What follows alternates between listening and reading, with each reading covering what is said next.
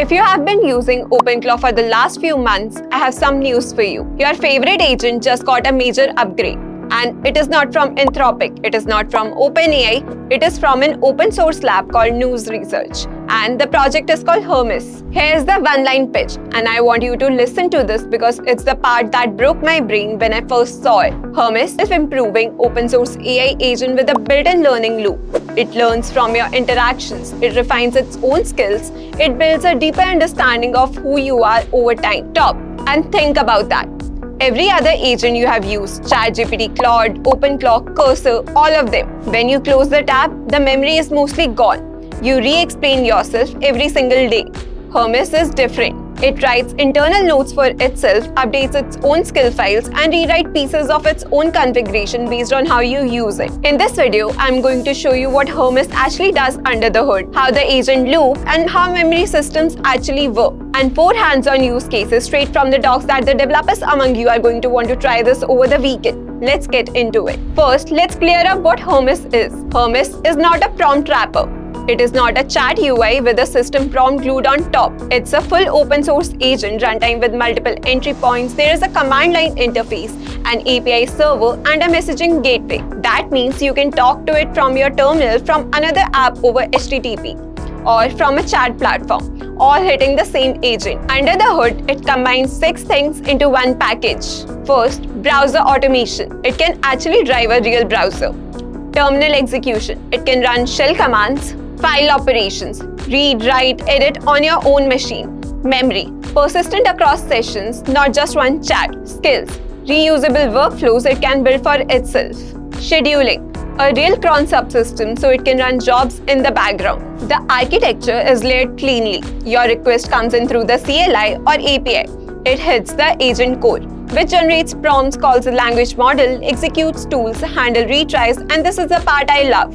Can fall back to a different model if your primary one is rate limited or throwing errors. That fallback alone makes it more resilient than most of the closed source agents I use. Now let's talk about the agent loop, because this is where Hermes earns its reputation. When the model requests multiple tools at once, Hermes doesn't run them one by one. It executes them in parallel through a thread pool. So a workflow that would take 10 sequential calls collapses into one parallel batch. Anyone who has watched OpenClaw or a normal agent chuck through tool calls one at a time will appreciate how big a deal this is. Context window management is automatic.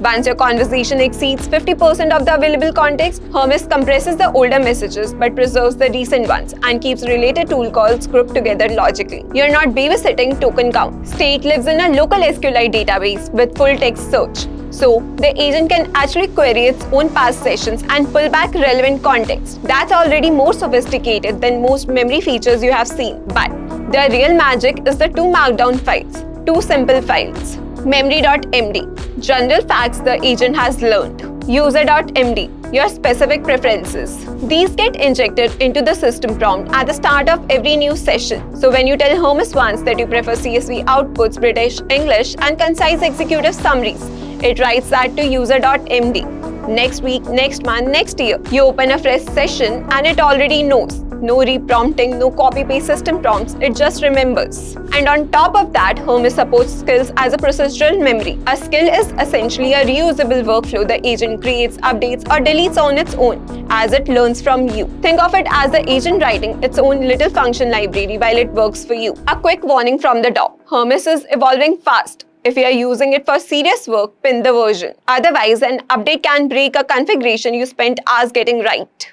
Installation is a single curl command. Hermes handles Python, Node.js, and all the CLI dependencies automatically.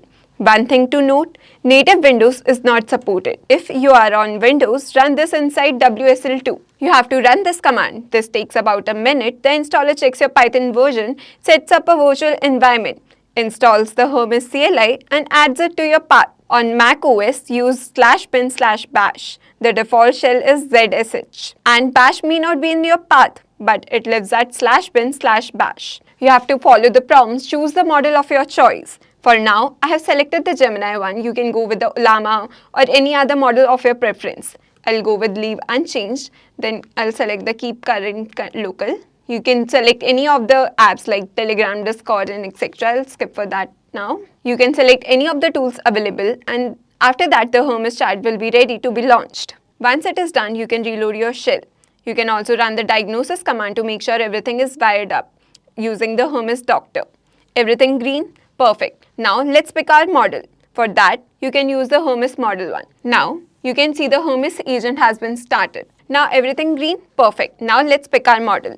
Using the command Hermes model. You can choose any of the model from the given preference. You'll see a list of providers, Anthropic, OpenAI, OpenRouter, and a custom endpoint option. So for that, I'll just go with that one, custom endpoint. Make sure Ollama is already running in the background with a model pulled. I'm using Gemma 3 with 2 billion model for this demo. It is fast and lightweight, but you can use Llama 3, Mistral, or any compatible model.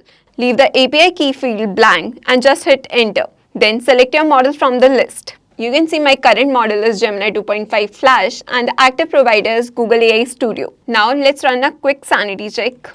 I'll write over here a prompt.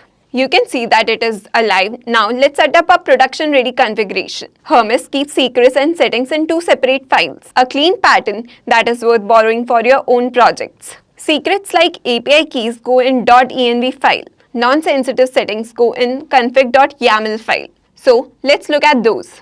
You can see how I have configured the API keys. If you want to use a cloud provider like Anthropic or OpenRouter, you can set it up in this file. And now let's look at the config file. You can see on my screen how I have configured the default model to be Gemini 2.5 Flash with certain context limit and the providers as well. You can also configure certain settings like terminal.backend, which has been taken as Docker. Means any code the agent executes runs inside a container, isolated from your main system. Highly recommend if you're letting the agent run arbitrary scripts. Now let's look at the approvals part. You can see how I have configured the mode to be manual, which means Hermes will ask for your OK before any sensitive action, good for getting started. Now, let's look at the security perspective. Over here, you can see how the false blocks the agent from accessing localhost or private network addresses by default, protecting against SSRF attacks. We will see that in action in a minute. Now, Hermes has a real cron subsystem built in. Not a workaround, not a wrapper, actually scheduled job. Let's create one. So for that, let's go to our Hermes chart. Over here, you can see how I have prompted the model, or basically the Hermes chart, to create me a cron job where every weekday at 8:30, it is supposed to read a particular file that is daily sales CSV, then summarize any anomalies and save the result to a particular TXT file. Watch what happens. The agent creates a job, schedules the first run and confirms. Inspect your jobs from the terminal using this command, Hermes cron list. After that, you can check the status using the command Hermes cron status. You can also trigger it manually to test. It can actually be triggered using the command Hermes cron run and then followed by the job ID. You can take the job ID from here. Now, here is an important safety feature. And honestly, a sign that the Hermes team thought carefully about this. If a session was started by a cron job, that session cannot create new cron jobs. It is blocked. This prevents runway automation loops where agents spawn more agents indefinitely. That's the kind of guardrail you want when you're running automation in the background. Now, let's get more into the deep dive of Hermes agent. For that, we will be having an experiment using the web browsing and security feature. I'll start a new chart. Here, we will be performing a web research task. Hermes does not just scrape HTML, it reads pages as accessibility trees, which gives the language model a structured view of the UI instead of much cleaner for navigation. So for this task, I'll prompt the model, open this particular site, list the top 5 stories, click the first one, and then summarize the article's core claim and any obvious caveats. Look over here how it is initializing the agent. Now, it is basically using the browser navigate. It is a multi-step web interaction, all from a single prompt. Now, you can see how it has provided us with the top 5 stories from Hacker News. As in our prompt, we mentioned that we want any obvious caveats as well. It also provided us with that. Now, let's test the security feature. I have an application running on my local host. So for that, I'll test this feature. Technically, it should not be able to visit that particular site since it is on the local host. See, blocked. Because allow private URLs is set to false. The agent refuses to access internal network addresses. That's protecting you from server-side request forgery. For developers who need both public and local URLs, Hermes has a routing mode. Public URLs go to the cloud browser, private URLs route to a local Chrome instance. Best of both worlds. Now let's look at a different feature of Hermes agent. This is the feature I talked about in the intro. Let me show you exactly how it works. In session 1, we'll tell the agent that remember that I want CSV outputs, British English and concise executive summaries. Now it is storing everything in its memory. After that, we will add another instruction. Also remember that my default project language is Python. After it has stored that instruction in its memory, we will close this session completely. You can see how Hermes has stored our instruction as our preferences. So in summary, it is stating that CSV outputs, British English, concise executive summaries and Python as your default project language. Now we will close this session completely. You can see that the session has been closed. So let's open a new one. And in this new session, we will ask Hermes agent, what output format, English variant and programming language do I prefer? You can see how it is configuring its own memory. And you can see on my screen how it remembered. Because when the new session started, Hermes automatically injected MEMORY.md and USER.md into the system prompt. It states that the output format is CSV, English variant is British English, and the programming language is Python. Even though the session created was new, still it remembered our preferences. One more thing we will test. We will try storing the same preference twice. I'll input that remember that I want CSV outputs. Let's see what kind of output it provides. You can see how it updated its own memory. But sometimes what happens is it detects the duplicates and skips them. The agent will keep its own memory tidy. Now let's come to our final demo. The final demo is the most powerful one. Hermes has 3 advanced planning tools: persistent goals, sub-agent delegation and programmatic tools calls via executive code. Let's try a persistent goal using the /goal command. /goal research the top 5 Python async frameworks in 2025. Benchmark their GitHub stars and last commit dates and produce a markdown comparison table. The agent will keep working on this across multiple turns until a judge model decides the goal is complete or until you pause it with /goal pause. You can see how it is configuring using different kind of commands. It is opening all the GitHub repos to check the GitHub stars. If you want to pause this entire task, you can use the command /goal pause.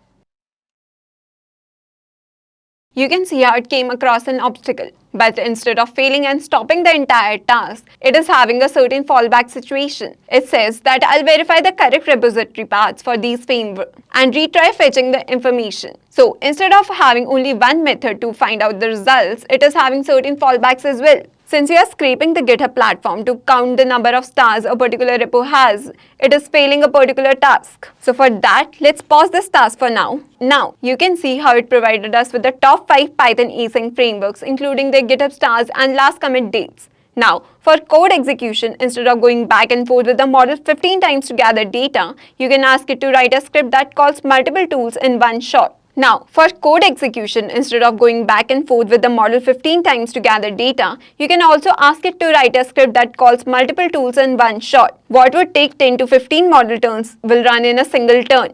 Fewer tokens, faster results, and lower cost. The execute code tool communicates with the agent over a local RPC bridge, so it has full access to Hermes tool ecosystem from inside the script. There is a time limit on script execution, and if it exceeds that, the agent gets a timeout status and decides how to proceed, usually by breaking the task into smaller chunks, like how we observed in this demo, how it divided all the GitHub repos in a separate commands. Quick wrap up on where Hermes fit. The API server means any chat completions compatible frontend can talk to it.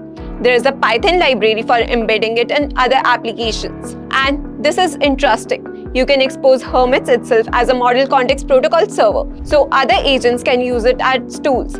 Agent talking to agents. Positioning against the alternatives. Hermes, general purpose automation, research, multi-surface deployment. OpenHands, enterprise software development platform. Claude Code or Codex CLI, focused coding assistance for terminal and IDE. If your job is coding, stay with a coding agent. If your job is automation, research, scheduling, browser work, multi-step pipelines, Hermes is in a different league. On cost, Hermes itself is free.